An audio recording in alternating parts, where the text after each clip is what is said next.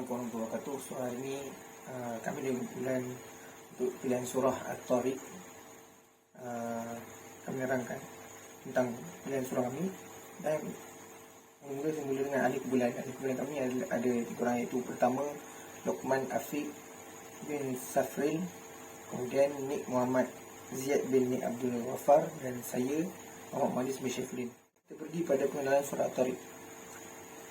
Surah At-Tariq ini adalah merupakan surah yang ke-86 dalam Al-Quran. Surah ini tergolong surah Makkiyah yang mempunyai 17 ayat. Ianya dinamakan At-Tariq yang bererti yang datang di malam hari, yang diambil daripada perkataan At-Tariq yang terdapat pada ayat pertama surah ini.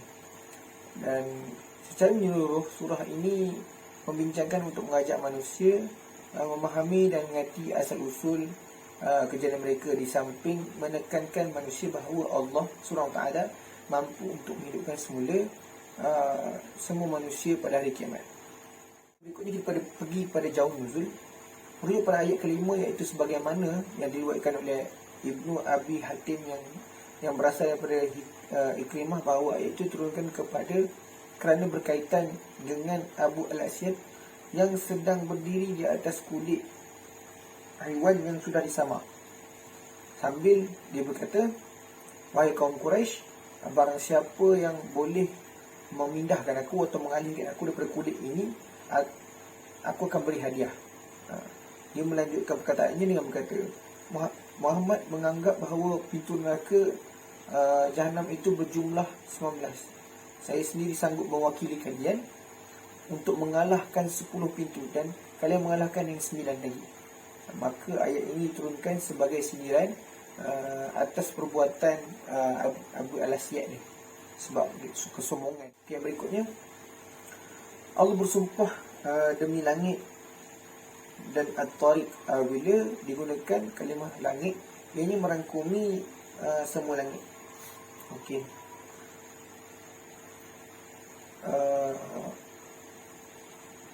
So yang berikutnya,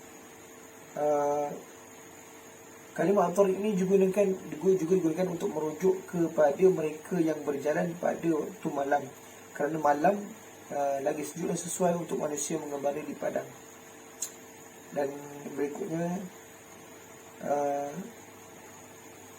dan bila berjalan waktu malam, kadang-kadang At-Tariq ini juga akan mengetuk pintu rumah orang sebagai tetamu, kerana mereka mencintai betul di malam hari.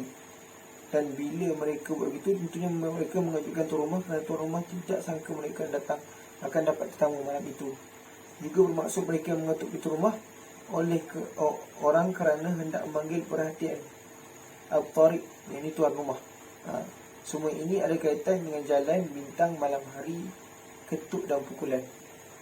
Untuk maqasid dalam surah At-Tariq ini, surah ini bersifat menerangkan asas akidah kepada para pembaca ataupun para pendengar, yang boleh dikemukakan di sini pendapat Abu Hasan Al-Hassar dalam kitabnya An-Nasakh wal Mansukh. Beliau telah menyeraikan 82 surah-surah Makkiyah yang dikategorikan sebagai Makkiyah, dan surah At-Tariq ini termasuk dalam surah Makkiyah. Jadi Makkiyah, kebanyakannya surah Makkiyah ini secara generalnya menerangkan asas-asas akidah yang merupakan tunjang kepada Islam.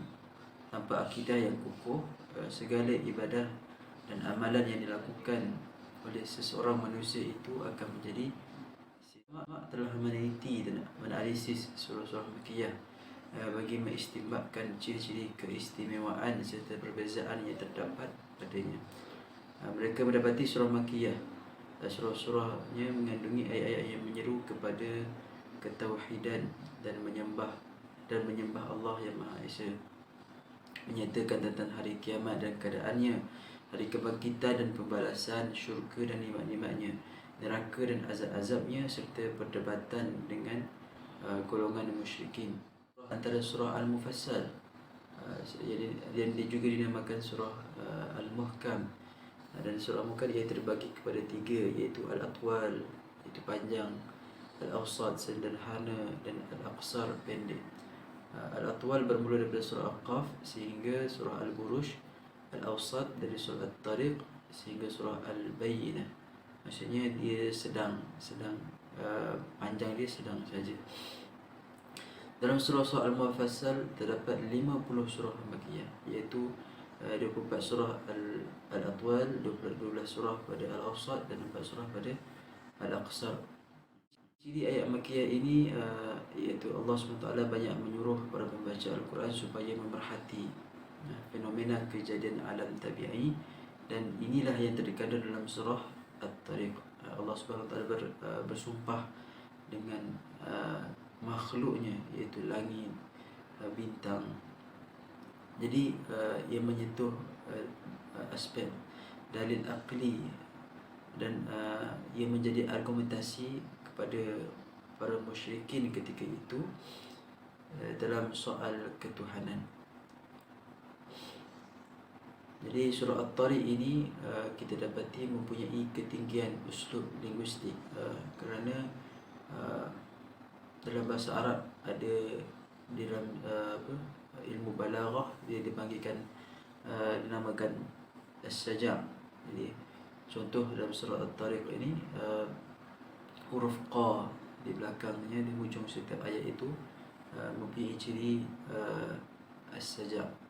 Dalam Tafsir Al-Munir, pengarang menerangkan tentang ayat 1 hingga 10 surah At-Tariq ini, iaitu melalui ayat ini Allah SWT meminta untuk sama-sama berfikir mengenai kejadian awal atau permulaan di dalam penciptaan manusia. Ini juga satu pembentangan kepada para pembaca Al-Quran mengenai kudrat Allah SWT di dalam penguasaannya pada setiap makhluk. Di surah ini juga kita akan dapati satu pembentangan yang telah dibuat oleh Allah SWT, serta memberikan tunjuk ajar kepada para pembaca Al-Quran supaya memahami keadaan realiti sesebuah masyarakat jahiliyah ketika itu yang amat dekat dengan budaya futuristik atau kesusastraan yang tinggi dalam bahasa, sehingga mempunyai penyair-penyair yang menjadi penghibur masyarakat. Jadi Nabi SAW telah memecahkan tembok di dalam sekeliling masyarakat Arab ketika itu. Tembok apa? Maksudnya Nabi seorang daripada manusia yang ummi, tidak boleh membaca dan tidak boleh tidak boleh menulis, tetapi Nabi mampu dengan mukjizat Allah SWT mengeluarkan ayat-ayat yang mempunyai ketinggian bahasa yang mengalahkan para penyair ketika itu. Jadi itulah apa yang saya dapat bentangkan. Wallahu a'lam. Kita pergi kepada slide yang terakhir, iaitu kesimpulan. Yang pertama, kami dapat memahami asbab penurunan surah At-Tariq, kenapa surah ini diturunkan, dan seperti mana telah dibahaskan oleh saudara Muhandis berkaitan kaum musyrikin, iaitu diorang mereka berbangkit mengenai akidah dan tauhid, dan ini bertentangan dengan sifat-sifat Allah. Kemudian yang kedua, kami dapat mengenal pasti ciri-ciri ataupun tanda-tanda sebagai surah atau ayat Makkiyah dalam Al-Quran. Dan sebagai contoh, surah Makkiyah adalah surah At-Tariq yang kami pilih.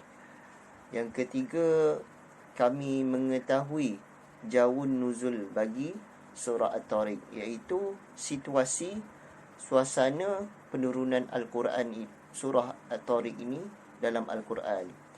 Jadi seterusnya, kajian ini membantu pelajar untuk mendapatkan sumber penafsiran berkaitan tugasan. Maknanya dalam tugasan ni kami dapat menambah sedikit sebanyak tentang kitab-kitab yang berkaitan dalam penafsiran dalam surah pilihan kami ini. Kemudian kami dapat menambahkan ilmu pengetahuan berkaitan surah yang dipilih. Sebagaimana yang diberikan dalam tugasan, kami diberi pilihan untuk memilih surah-surah yang ingin dihuraikan ataupun dituliskan. Jadi kami memilih surah At-Tariq ini sebagaimana kami ingin mengetahui lebih dalam mengenai makna dan penafsiran surah itu sendiri. Kemudian yang terakhir, memahami situasi penurunan, seperti mana saya telah terangkan tadi.